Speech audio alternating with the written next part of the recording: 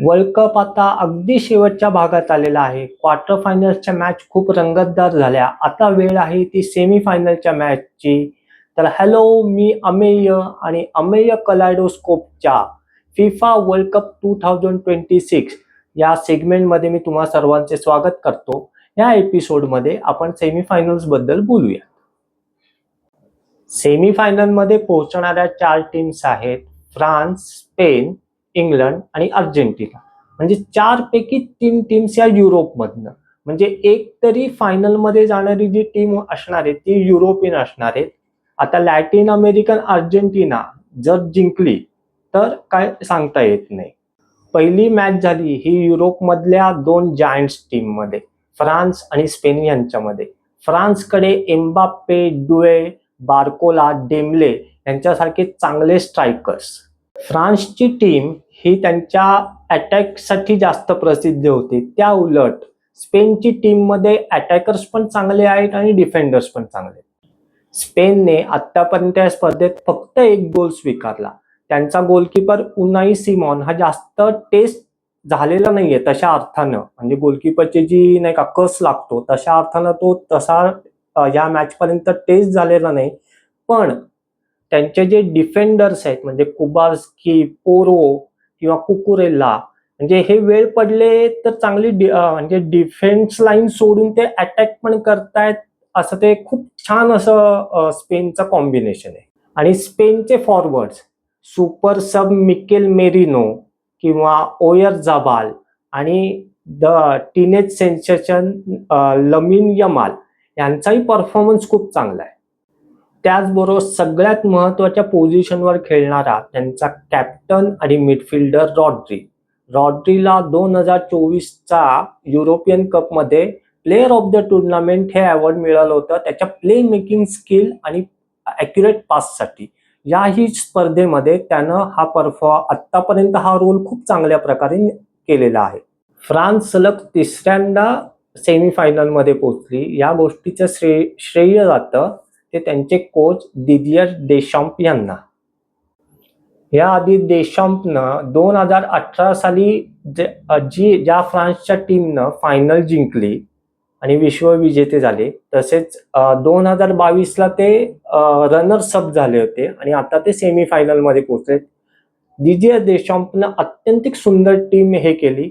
ह्या world cup नंतर त्यांचा ॲज अ कोच टेन्युअर संपणार आहे. त्याच्यामुळे दिदियर देशॉम्पला एक चांगला ग्रँड फेअरवेल वर्ल्ड कप जिंकून द्यायचा असं फ्रान्सच्या टीमच्या मनात असणं स्वाभाविक आहे. त्या दृष्टीने त्यांचा खेळही चालू आहे.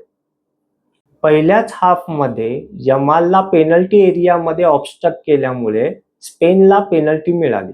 ओयर जबालनं ती पेनल्टी अचूक मारत स्पेनला आघाडी मिळवून दिली.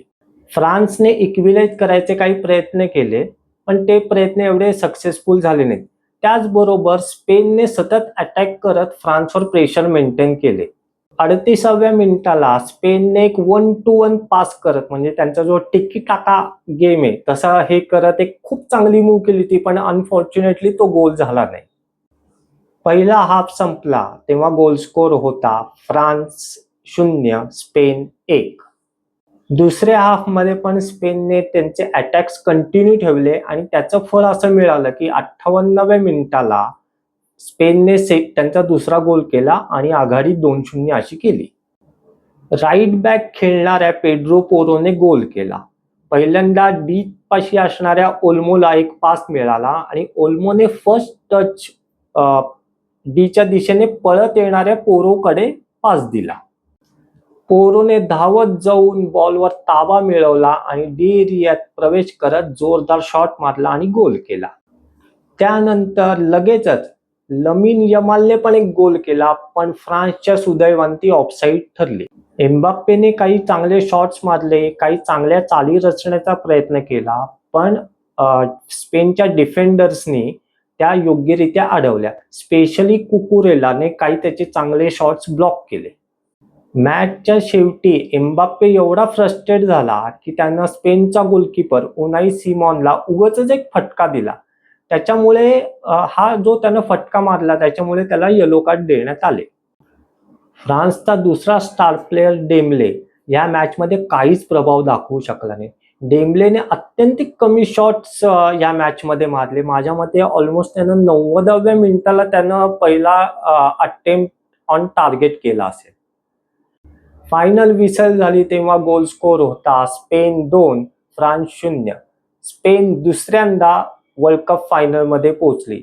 याआधी ते 2010 मध्ये फायनल मध्ये पोहोचले होते. स्पेनच्या या विजयामध्ये त्यांचे कोच लुईस दे ला फुएंते यांचा खूप महत्वाचा वाटा आहे.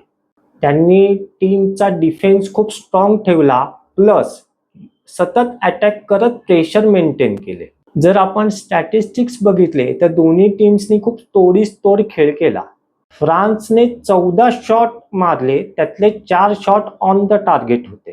त्या उलट स्पेनने 10 शॉट म्हणजे फ्रान्सपेक्षा कमी 10 शॉट ऑन द टार्गेट मारले आणि त्यापैकी फक्त 2 शॉट ऑन द टार्गेट होते आणि हे 2 शॉट त्यांना फायनलमध्ये घेऊन गेले. फ्रान्सचे कोच दिदियर देशाम्प यांचे सलग तिसऱ्यांदा वर्ल्ड कप फायनलमध्ये जायचे स्वप्न भंगले. दुसरी सेमी फायनल झाली ही अर्जेंटिना विरुद्ध इंग्लंड यांच्यामध्ये. अर्जेंटिना आणि इंग्लंड यांच्यामधील बहुतांश मॅचेस या कॉन्ट्रोवर्शियल ठरतात.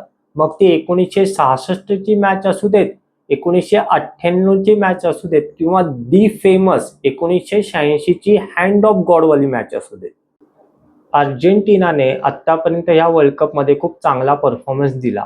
पर्टिक्युलरली मेस्सीने क्वार्टर फायनल सोडली तर मेस्सीने प्रत्येक मॅच मध्ये गोल केला किंवा गोल स्कोरिंग अपॉर्च्युनिटीज त्यानं क्रिएट केल्या. इंग्लंडने पण आतापर्यंत खूप चांगला दमदार असा परफॉर्मन्स दिला. पर्टिक्युलरली DR कोंगो आणि नॉर्वे विरुद्ध त्यांनी पिछाडीवरून मॅचेस जिंकल्या. त्यांचे 2 स्ट्राईक प्लेयर्स म्हणजे केन आणि जूड बेलिंगम यांचा फॉर्म खूप चांगला आहे. पहिल्या हाफमध्ये दोन्ही टीम्सनी खूप कमी अटॅक्स केले, पण त्यापेक्षा जास्त त्यांनी धसमुसळा खेळ केला. 38व्या मिनिटाला इंग्लंडच्या अँडरसनला या मॅचचे पहिले येलो कार्ड मिळाले. दुसऱ्या हाफमध्ये अर्जेंटिनाच्या अल्वारेजचा शॉट इंग्लिश गोलकीपर पिकफोर्डने खूप चांगल्यारित्या अडवला. त्यानंतर अल्वारेजला लगेचच एक दुसरा चान्स मिळाला, पण तो शॉट साइड नेट झाला. 55व्या मिनिटाला इंग्लंडने गोल करत आघाडी घेतली. इंग्लंडच्या अँथनी गॉर्डनने गोल बॉक्समध्ये एक फर्स्ट टच करत खूप सुंदर असा गोल केला. गॉर्डनने खूप लांबून पळायला सुरुवात केली आणि त्याला तशी डीच्या दिशेने पळताना बघून रॉजर्सने गोल बॉक्सच्या दिशेने एक सुंदर क्रॉस दिला आणि त्या क्रॉसला गॉर्डनने फर्स्ट टचवर एक सुंदर गोल केला. कॉमेंटेटर्सनी खूप योग्य वर्णन केले, राईट प्लेस राईट टाइम. या गोलनंतर इक्विलाइज करण्यासाठी अर्जेंटिनियन प्लेयर्सनी जास्त अटॅक करायला सुरुवात केली. मेस्सी आणि इतर प्लेयर्स डी एरियाच्या जवळून एरियल पास करायचे आणि गोंजालेज आणि अल्वारेज हे हेडरद्वारे त्याच्यावर गोल करायचा प्रयत्न करायचे. अशा टाईपच्या टॅक्टिक्स आणि चाली चालू होत्या. पण इंग्लिश गोलकीपर पिकफोर्डने खूप चांगले सेव्ह केले. याच वेळेला इंग्लंड खूप डिफेन्सिव्ह मोडमध्ये गेली. त्यांनी अर्जेंटिनाला जास्त अटॅक करू दिले आणि त्याचा परिणाम असा झाला की 85व्या मिनिटाला अर्जेंटिनानं इक्विलाइज केला. एन्झो फर्नांडिसला मेस्सीने डीच्या अलीकडे एक चांगला पास दिला आणि एन्झो फर्नांडिसने त्याच्यावर एक जोरदार शॉट मारला जो पिकफोर्ड अडवू शकला नाही. अप्रतिम इक्विलायझर. ह्या इक्विलायझर नंतर अर्जेंटिनाचे अटॅक्स अजून वाढले.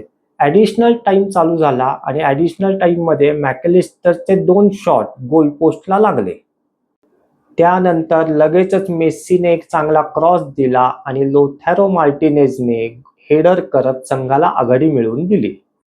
फायनल विसल झाली आणि अर्जेंटिना सलग दुसऱ्यांदा फायनलमध्ये पोहोचली. सेकंड हाफमध्ये लीड घेतल्यानंतर इंग्लिश कोच ट्युशेलने डिफेन्सिव्ह टॅक्टिक्स वापरल्या. त्याने पहिल्यांदा गॉर्डनला रिप्लेस केले जो गोल स्कोरर होता. नंतर त्यानं साकाला सबस्टिट्यूट केलेच नाही, जे करणं खूप योग्य होतं. त्याऐवजी त्यानं 3 डिफेंडर्स घेतले. त्याच्या या डिफेन्सिव्ह टॅक्टिक्समुळे इंग्लंडला पराभवाचा फटका बसला. मॅचमध्ये इंग्लंडने टोटल 6 शॉट मारले आणि त्यातले 3 शॉट हे ऑन द टार्गेट होते आणि त्याच्यावर त्यांना एक गोल मिळाला. त्या उलट अर्जेंटिनानं 14 शॉट मारले आणि त्या 14 पैकी 6 शॉट हे ऑन द टार्गेट होते आणि त्यांना 2 गोल मिळाले. मॅच मध्ये अर्जेंटिनाकडे तब्बल 64% पोझिशन होते, तर इंग्लंडकडे फक्त 36% पोझिशन होते. अर्जेंटिनानं 578 पास दिले तर इंग्लंडनं 331 पास दिले. परत एकदा पिछाडीवर पडल्यावर अर्जेंटिनानं कमबॅक केले. या मॅचमध्ये 84व्या मिनिटापर्यंत ते पिछाडीवर होते, म्हणजे 55व्या मिनिटाला त्यांच्यावर गोल झाला आणि 85व्या मिनिटाला त्यांनी इक्विलाइज केला आणि मॅच त्यांनी 2-1 अशी जिंकली. तर आता पुढील एपिसोडमध्ये आपण फायनल मॅच बद्दल बोलूयात, जी अर्जेंटिना आणि स्पेन यांच्यामध्ये होणार आहे. तर हा एपिसोड आपल्याला कसा वाटला हे आम्हाला कॉमेंटमध्ये लिहून जरूर कळवा. लाईक करा, सबस्क्राईब करा आणि जास्तीत जास्त शेअर करा. धन्यवाद.